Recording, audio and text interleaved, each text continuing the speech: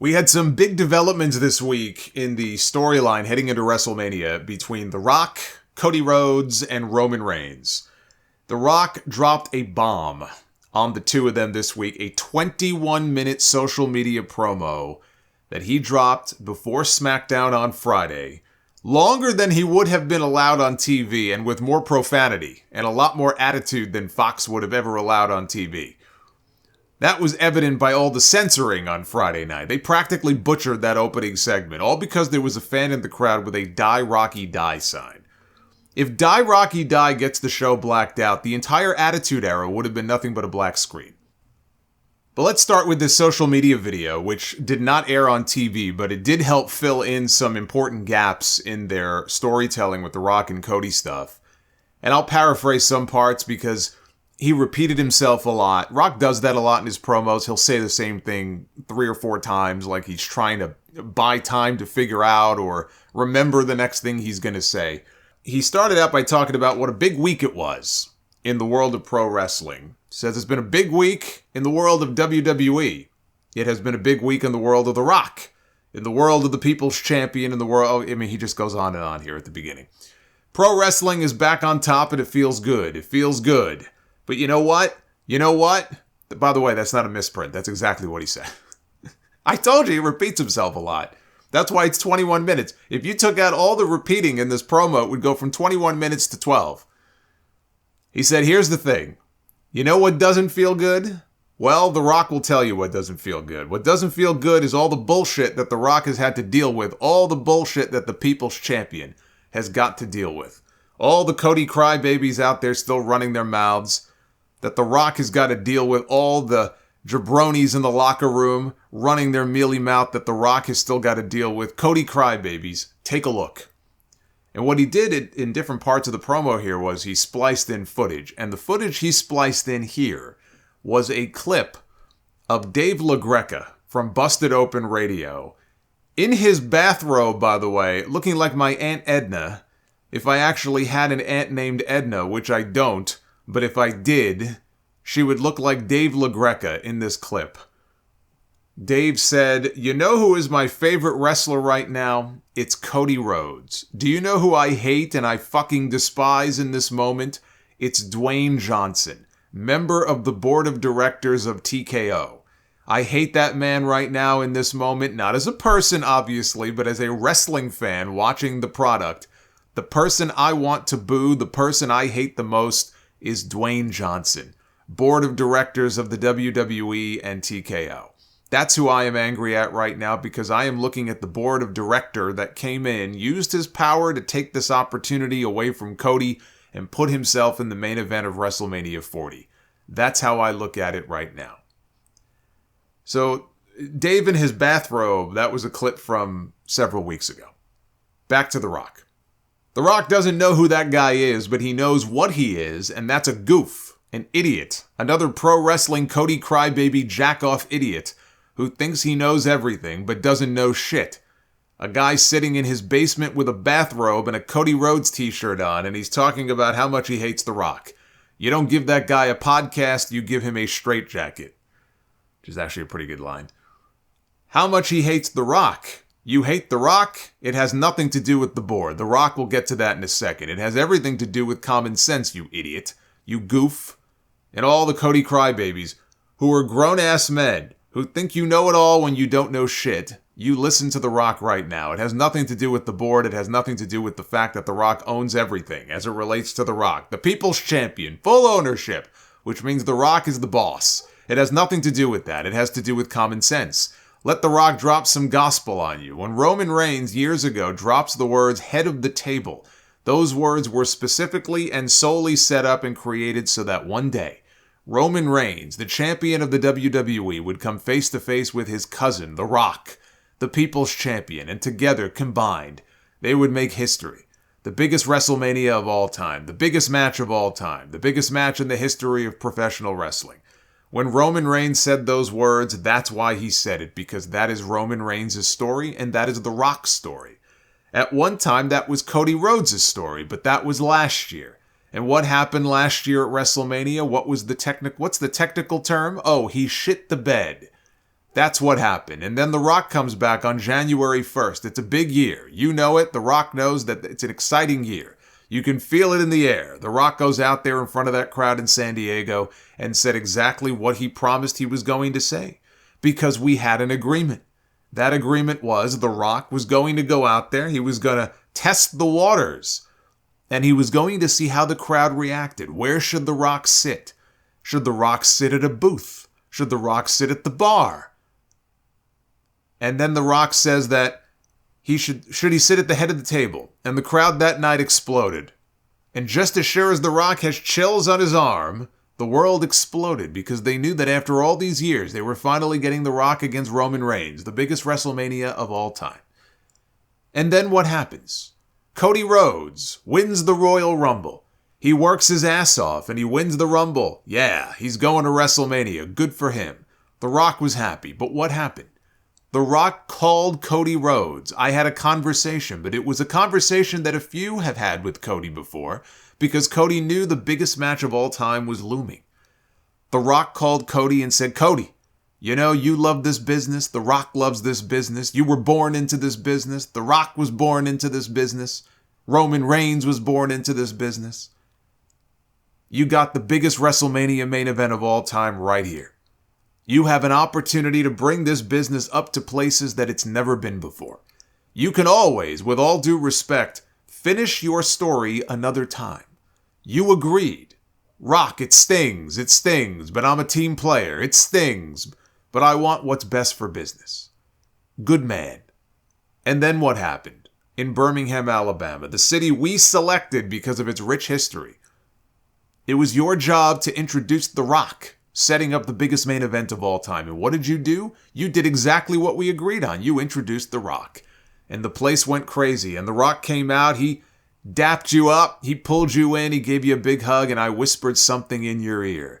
Let's put on the biggest WrestleMania of all time. Let's do it for the American dream. Let's do it for the soul man. And I gave you a hug.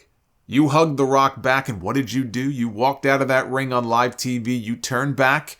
You looked at The Rock, and instead of looking at The Rock saying, yeah, go get him, let's make history, instead of that, what did you do?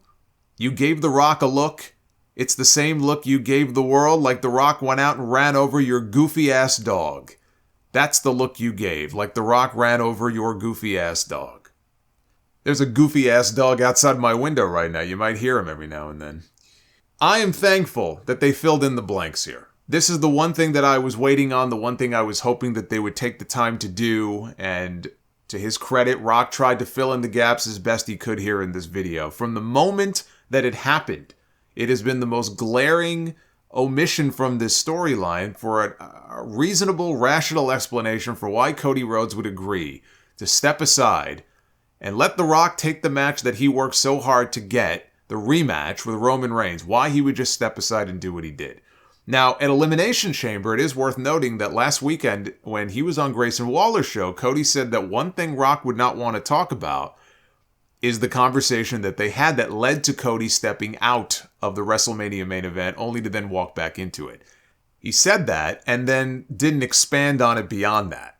But he implied, the implication was that it was something that Rock really would not want revealed. And nothing Rock said here in this video when he explained things is really anything that he would be ashamed of or wouldn't want revealed publicly. So there may be more to this. We have to wait for Cody's response this week. Is Rock lying?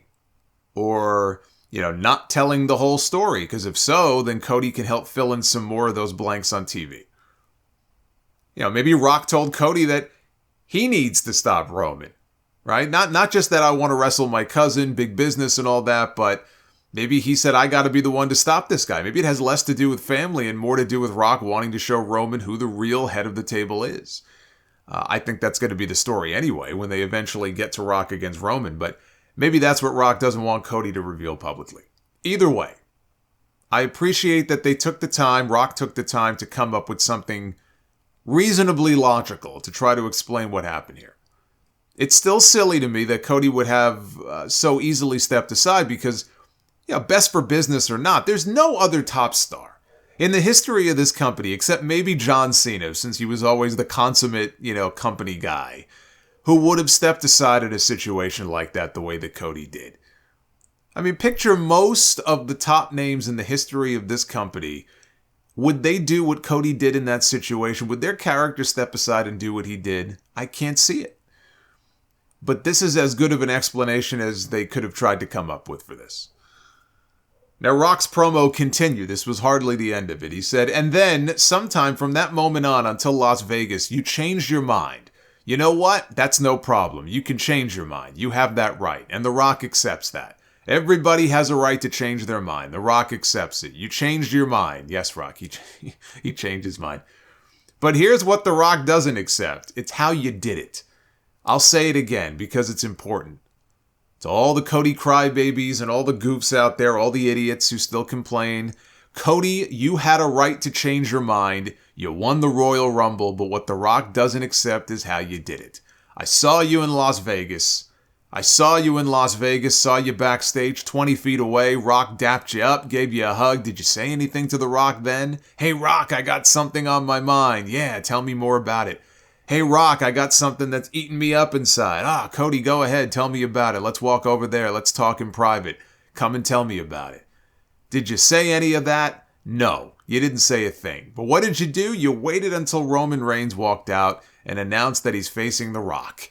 And then The Rock went out there, showed the entire family tree, proof of the most dominant family in professional wrestling, in entertainment, in sports. Roman Reigns accepted the challenge, blood oath. We were going to put on the biggest WrestleMania of all time. What did you do? You came out and you interrupted. You said it was bullshit. Yeah, bullshit. You can think it's bullshit, brother, not a problem. But you know where you're really screwed up? It's when you talk shit about my family. All the Cody crybabies, no he didn't, shut your mouth. You talk shit about my family. What'd you call them, Cody? And then they showed the clip of Cody saying that it's not a family, it's just a bunch of lackeys and yes men, they're goons. Then you spoke about Roman's grandfather. You spoke about my grandfather, the great high chief, Peter Maivia. And they showed Cody saying that if your grandfather was here, if the high chief was here, they would be ashamed of you. He said, I did to you, Cody Rhodes, what I would do to you 1,000,000 times, which is slap the taste right out of your mouth. And then what happened? Did Rock embarrass you in front of the world, boy? Slap the shit out of you? You had it coming. Talk shit about my family again. Said it to you then, I'll say it again here. I'll say it forever. Talk shit about my family again and I'll do worse than that. But then what happened? Your new best friend. You got a new best friend. How about that? Your best friend, the walking clown show known as Seth Rollins. What did Seth do? The Rock slaps the shit out of you. Seth steps to The Rock. The Rock pushed him back, gave him a little love tap. The Rock doesn't know you. You don't know The Rock. But you don't want to know The Rock in that way. This is none of your business. The Rock doesn't know Seth Rollins. Never said a word about Seth Rollins, publicly or privately. The Rock has no idea why this man is getting in our business, but he did. And not only that, but then he just can't help himself. Like a lot of the jabronis in the locker room just can't help himself. And starts talking shit about The Rock. And then they had clips of Seth doing media interviews saying, yeah, he's going to run his mouth. He's going to say the same crap that he's been saying for 2 decades because he can't come up with new material. And then he talked about how, this is our story. It's our era. We built the last decade of WWE. WrestleMania, the biggest ever. We built it without him. So he can come in and get what he wants. He can get a little piece. And then he can go back to Hollywood and do his thing because we've got this. We don't need you, big guy. Back to The Rock. He says, you don't need The Rock. Rock, we don't need you. If you were a little smarter, Seth, you'd realize how stupid you sound. Let The Rock drop some gospel on your goofy ass. You need The Rock in ways you can't even imagine. You think when Ari Emanuel, The Rock's good friend, The Rock's business partner for decades, The Rock's lead agent, someone who The Rock looks to like a big brother, you think when he goes to sit with Netflix, across from Ted Sarandos, The Rock's good buddy and business partner, sitting across from Bella Bajaria, The Rock's good friend and business partner at Netflix, you think when they're signing This $5 billion deal for WWE and Netflix, do you think that Ted and Bella are saying, hey, Ari, when WWE comes to Netflix, is Seth Rollins going to be the champion? You think that's what they're asking? No, they're not asking that. Number one, because they don't care. And number two, because they don't know who the hell you are. You know what they're asking? Hey, Ari, we'll sign this $5 billion historical deal. But one question. Where's the people's champion? Poor Seth Rollins, buried again. I didn't think it was possible to bury this man in that belt any further beneath the ground than they did a few weeks ago. But they keep digging, and they keep digging that hole deeper and deeper. Rock said, one question. Where is the man, The Rock himself? One question. Where's the man who has the most watched film in the history of Netflix? The Rock. Where's he at in this whole deal? Ari looks at them and says he's locked in for life. Director of the board. Owns everything as it relates to his name. Signed. $5 billion. So Seth Rollins, you understand now how much you need The Rock. You understand now, right, boy? You keep running your mouth. You find some new material, Rock. Find some new material? Is that right? Okay, well, The Rock has some new material for you. How about this? The Rock sits at the top. Director. TKO board. Not WWE, but TKO, which means The Rock is the boss, which means The Rock is your boss, which means The Rock owns everything. And then he talked about how Rollins, if you keep running your mouth and sticking your nose in bloodline business, that world title that you have around your waist very soon, The Rock will make that title go to somebody else. Read between the lines, Seth. Keep running your mouth. This is between The Rock and Roman Reigns and Cody Rhodes. That's it. Stick your nose where it doesn't belong, and The Rock guarantees you. He has built a career on doing everything he has said he is going to do. He guarantees you that world title that you have around your waist is going to go to somebody else. And there's two things you can do about it, Seth. Nothing and like it. So think about this, because I think that line was also very important. If Seth were to defend the World Heavyweight title, and we're going to get to what happened with the announcement on SmackDown with Night 1, but we know Seth is pulling double duty as Cody is now at WrestleMania this year. If Seth were to defend his title earlier the same night as the tag team match, successfully, against Drew McIntyre, I could see The Rock using his power of the board to influence Damian Priest into finally cashing in his Money in the Bank after the tag team match is over. And a bloodline beatdown, that probably would come also when the tag match is over. Priest comes out, he cashes in, he wins the world title. It would make sense with The Rock threatening to make Seth's title go to somebody else.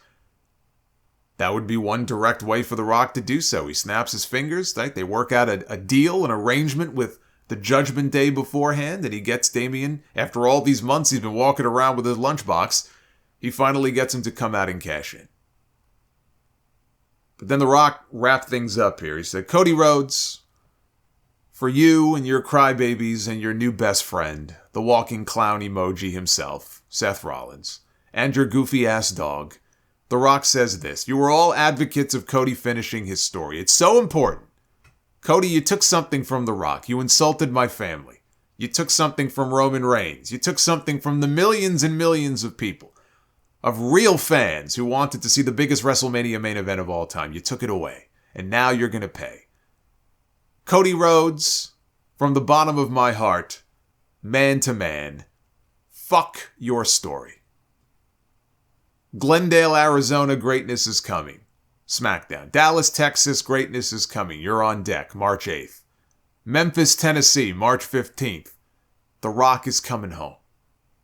Because The Rock did call Memphis home at one point early in his career. And then he ended with, if you smell what The Rock is cooking, Cody, fuck your story.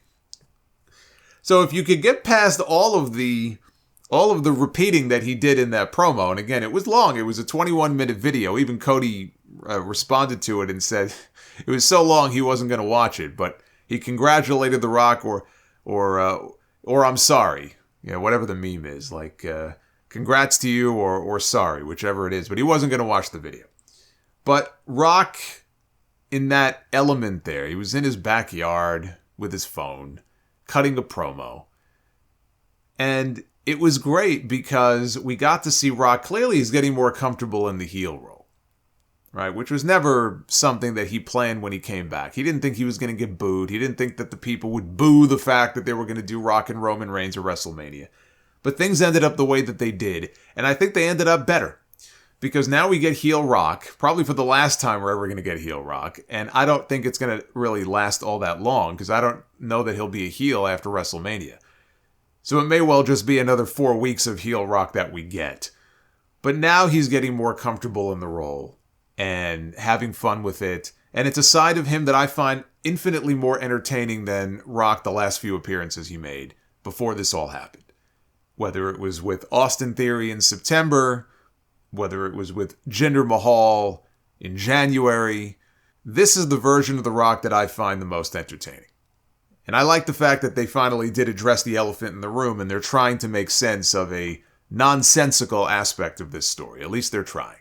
So I thought this was great. This is the best Rock promo in years.